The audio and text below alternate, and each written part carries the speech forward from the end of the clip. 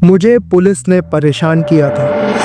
India ही एक ऐसा देश है जहाँ कुछ भी हो जाए तो लोग कहते हैं कि काश पुलिस ना आ जाए। आज से कुछ दिन पहले मैं, मेरा दोस्त और उसकी बहन भोपाल के इतवारा मार्केट में कुछ शॉपिंग करने गए थे। आप में से जो लोग भोपाल के नहीं है उन्हें मैं थोड़ा कॉन्टेक्स्ट दे देता हूँ। इतवारा एक तरीके से चांदनी चौक की पतली गलियों में फैले हुए मार्केट जैसा ही है। पीक टाइम पे इतवारे मार्केट की गलियों में स्कूटी तो छोड़ो, इंसान के चलने तक की जगह नहीं होती। अब दीदी इसी इतवारे मार्केट के पीक टाइम पे कुछ सामान खरीद रही थी। अब हम लोग लेडीज के मामले में क्या ही बोलेंगे, तो मैं और मेरा दोस्त रोड के साइड में खड़े होकर गप्पे मार रहे थे। तब ये बौना पुलिस वाला आता और हमें कहता है कि तुम दोनों यहाँ क्या कर रहे हो, इस मार्केट में तुम लोगों को क्या काम है।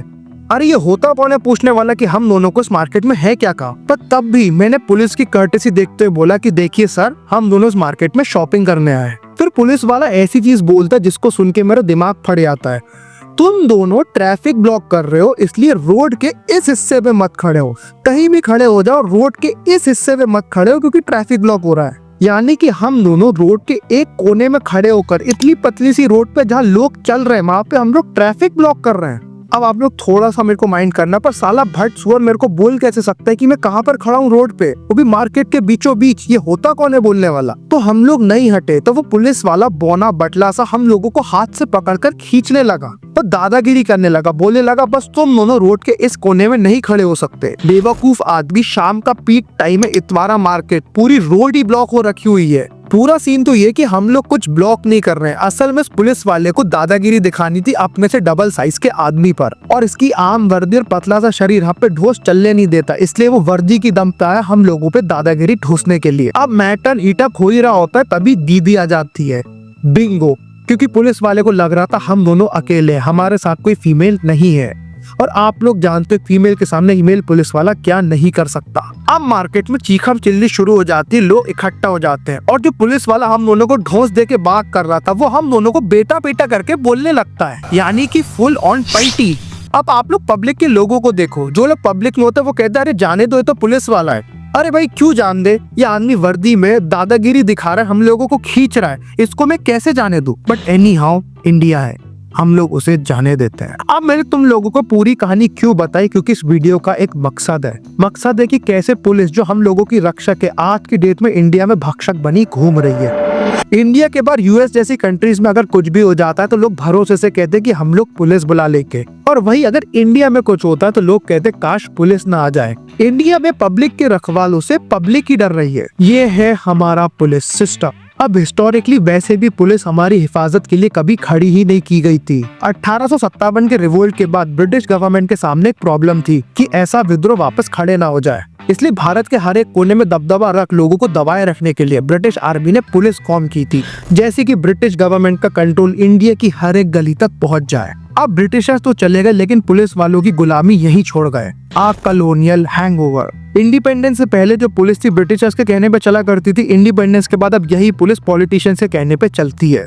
और इससे परेशान कौन होते हैं, आप और हम जैसे आम लोग। पुणे पोर्ट्स इंसिडेंट हुआ था, आप लोगों को याद है? उसमें कैसे पुलिस वाले ने लोकल पॉलिटिशियन के चक्कर में जो अक्यूज था उसको कितने अच्छी तरीके से जेल में ट्रीट किया था। और अगर भाई दूसरी तरफ आप आम आदमी बिना हेलमेट की गाड़ी लेके निकल जाता, पुलिस वाला आप लोगों को हैरास कर देता है 200 रुपए की घूस के लिए। ये है हमारा पुलिस सिस्टम। अब अगर आपने कभी पुलिस नहीं बुलाई है तो मैं बताता हूँ, जब पुलिस आती है तो असल में क्या होता है। काफी पैटर्न में पुलिस वाले जैसे ही बुलाया जाते हैं तो आते तो खाकी पहन कर है, लेकिन वो पता नहीं क्यों जज बन जाते हैं। पुलिस वाले खुद ही फैसला कर देते हैं कि कौन सही है और कौन गलत, और उसी के हिसाब से इंसान को क्राइम सीन पे ट्रीट किया जाता है। और काफी बार लोकल मैटर्स के लिए जब आप लोग एफआईआर करते हैं तो पुलिस वाले एफआईआर लेने से मना कर देते हैं। और तो और इंडिया में पुलिस वालों ने कुछ और चीज चालू करके रखी है कि आप लोग कॉम्प्रो कर लो, कॉम्प्रो, एक दूसरे को कॉम्प्रोमाइज करवाते रहते हैं। मतलब पुलिस वाले जज का काम भी कर रहे हैं इंडिया में। अब मैं आपको वापस से एक छोटा सा पर बहुत डेंजरस किस्सा बताना चाहता हूँ। मेरा एक दोस्त है जिसके पापा पर एक फेक एफआईआर हुई थी। अब उन पे फेक एफआईआर क्यों हुई थी इसके लिए आप ये वीडियो देख लेना डेफिनेटली, लेकिन इस वीडियो के बाद। अब उन पे जब फेक एफआईआर हुई थी तो पुलिस वाला कुछ सामने से सजेस्ट कर रहा था कि फलाने सेक्शन के अंडर में आप FIR कर दो, जैसे आपका केस और स्ट्रॉन्ग हो जाए। और वो सारे सेक्शन दोस्त के पापा पर लगाए गए थे जो उन्होंने किए तक नहीं थे। वापस टेलिंग यू, ये वाली वीडियो देख लेना, आप लोगों को पूरा सीन अच्छे से समझ आ जाएगा। अब इंडियन पुलिस से बात करने के लिए भी ब्राइबरी एक स्टैंडर्ड बन गया है।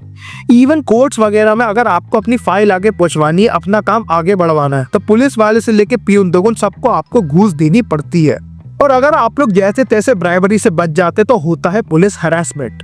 सोशल मीडिया पे ऐसी हजारों वीडियो जहाँ पे पुलिस वाला घूस मांगता है और अगर उसे घूस नहीं मिलती तो कोई इंसान को हैरास करना शुरू कर देता है। और कई बार तो पुलिस वाले अपने अनसेटिस्फाइड ईगो को सेटिस्फाई करने के लिए वर्दी की थोस जमाते हैं और लोगों को हैरास करते हैं, जैसे वो लोग सुप्रीम फील कर सके। किसी कमजोर आदमी को दबाकर कहीं की खुन्नत कहीं निकालते और अपने आप को सुपीरियर फील करवाते हैं। अब कहीं ना कहीं हमारी भी एक गलती है, क्योंकि हम लोगों को हमारे राइट्स ही नहीं पता जो हमें पुलिस से प्रोटेक्ट करते हैं। Right to silence. कभी भी अगर आपको पुलिस अरेस्ट करती है तो अंडर सेक्शन 23 आप कुछ भी ना बोलने का राइट रखते हैं। और पुलिस अगर आपको फोर्स करे या जोर जबरदस्ती करे कस्टडी में कुछ बोलने के लिए, तो वो चीज कोर्ट में एडमिसिबल नहीं होती। फिर अंडर CRPC सेक्शन 50 आपके पास पुलिस से अपना हर एक राइट पूछने का हक है, और जो पुलिस वाला आपके सामने उसको आपको अपना हर एक राइट बताने की ड्यूटी है। और अगर कोई पुलिस वाला ऐसा नहीं करता तो उस पर आप काउंटर FIR फाइल कर सकते हैं। अंडर सेक्शन 154 एक कॉग्निटिबल ऑफेंस के लिए पुलिस वाले को FIR फाइल करना जरूरी है। अगर वो ऐसा नहीं करता तो उसकी जॉब तक जा सकती है।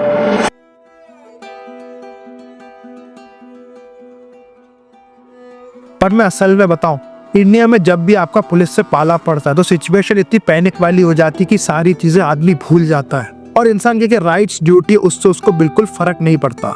और जो बुरी पुलिस होती है इसी का फायदा उठाती है, क्योंकि असल में पुलिस लॉ से नहीं डरती, लेकिन उन लोगों से डरती जिनको अपना लॉ यूज करना आता है।